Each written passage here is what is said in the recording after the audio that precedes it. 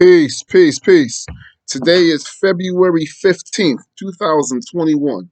It is the day after what people would commonly call Valentine's Day. I'm not here to bash Valentine's Day, even though I'm probably here to bash Valentine's Day. I say that to say that there's a history when it comes to a lot of these so-called holidays. Or if you take the I and switch it back to the Y, these holy days man and people run with and create tradition out of. So in Valentine's Day, the history was more so based off of paying homage to the founders of Rome, as well as warding off bad energy, bad spirits.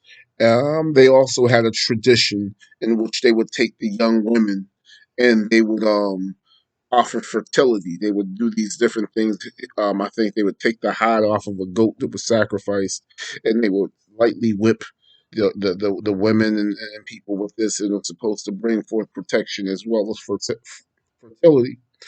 There was another practice or tradition in which they would take all the young virgins and young ladies' names and they would put them in a pot, and the guys in the community would go and reach in and grab a name, and that was their sex slave or their couple person for that year. There was really no um, romantic attachment or anything like that to it. Of course, later to Christianize the religion, the holiday, the Catholics said that a man by the name of Valentine, who they later made a saint, was assassinated on that day. And then later in life, another man who had the same name as well, Valentine, was also assassinated on that day. History actually tells us that that was a if you can't beat them, join them type scenario, and they merged situations into something in order to um, soften and Christianize the day, as opposed to it being actual fact or actual history. So there's a science of what we often do. We kind of deal with the outer aspect of things. Whenever you deal with refinement, whenever you're purifying something mentally, physically, emotionally, spiritually, whenever you're going back to its essence, you're going to go back into its foundation, knowledge. So knowledge, power is um, refining your truth and getting back into its essence of what it truly is. Um, so again, I said I wasn't going in on Valentine's Day. That wasn't my purpose of posting this right now. My purpose of posting this is based off of a dream that I had. Right. So anybody who knows me knows that I have very vivid dreams, and I can recall things in dreams like it's a movie. Colors, scents, all that. I heard people say they dream in black and white. I never even entertained the thought. Like I thought everybody dreams vividly. Maybe people do and just don't remember, but I remember a lot of my dreams. And most of my dreams come to me basically to verify or to qualify certain things and ideas that I had in the past. And one idea that I had in the past was in the early 2000s when um, I took gaining knowledge of self and began to strive to become more revolutionary with it. And so I was studying individuals such as Nelson Mandela. Now, Mandela, in my opinion, back then, what was sellout, for lack of better phrases. And I say that in all of my ego and ignorance at the time, because I felt that how could he, a person who was a revolutionary, who understood that his people were being killed and oppressed and raped and beaten, forgive those people who did all that stuff to him and his people. He couldn't forgive his wife, who had an affair while he was incarcerated for 20 plus years.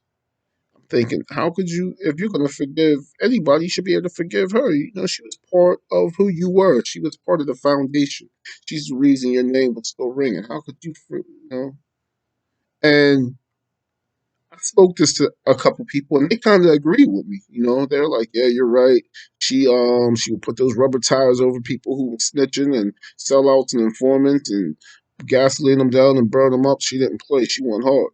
And he took this peaceful approach, and it clashed. And of course, they eventually severed ties. But again, I held steadfast to that idea, that surface idea, and it wasn't until later I got into a relationship, and my wife had an affair while I was incarcerated, right?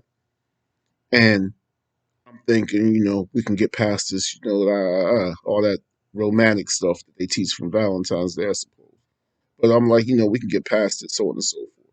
Now, of course, there were other factors and things that happened during and after that added to the fire. But the point is, I found it very, very hard to forgive and forget, so to speak.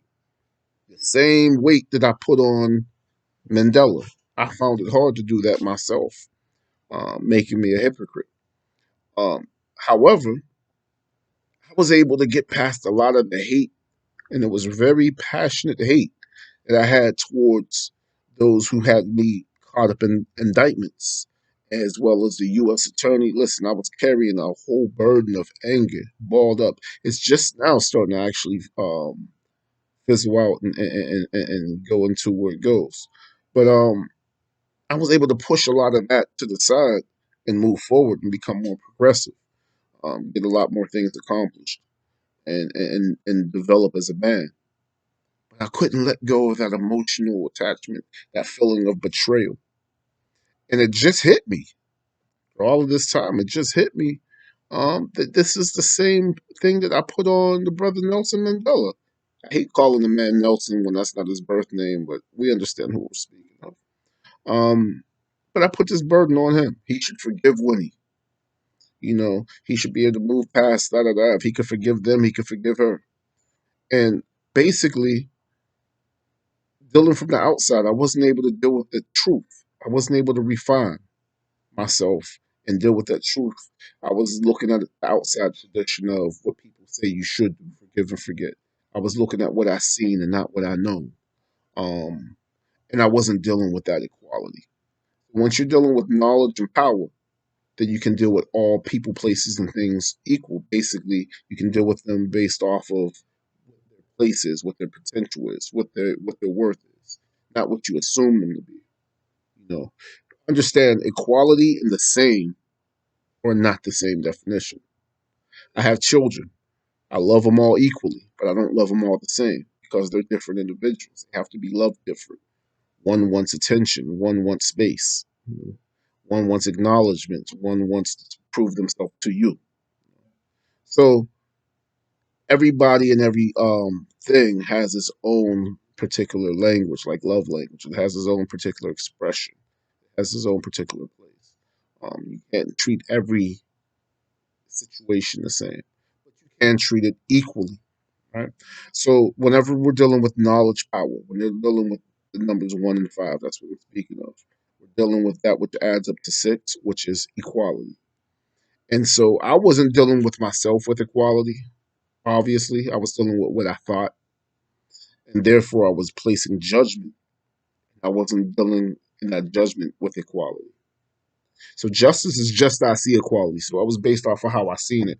But now that I know better and my understanding is clearer, I serve that justice on myself. Therefore, I can cut away that which doesn't belong and get right to the root of it. And so I have to actually apologize to the elder who became an ancestor some time back, because I prejudged. I didn't know any better. I dealt with my own ego, um, and didn't even understand my own emotion. Take the E off of emotion and keep constant motion so you don't stay stagnated. But I was stagnated and didn't even realize it. So that's just a dream that came to me. It came to me as an epiphany in a dream. Um, Coincidentally, there's no such thing as coincidences. Day after Valentine's Day, right? But it came to me, so I decided I wanted to share this. It may not ever get heard or recorded. It may not ever get heard by anybody. I might not post it, but think I just had to get it off my chest. So with that being said, enjoy your oh, and it's also President's Day, right? Yeah, I'm at my office, I'm at work. It's President's Day. It's the day that this nation honors those who sat at the head of it. I don't know, for whatever it was worth. If you're the person who is the head of your household, then you need to day and acknowledge your worth. If you're the head of your business, if you're the head of your cipher, acknowledge your worth. And if you or not, take today to appreciate those who have that executive position. All right, well, that's me for the day. Now, Bill, peace.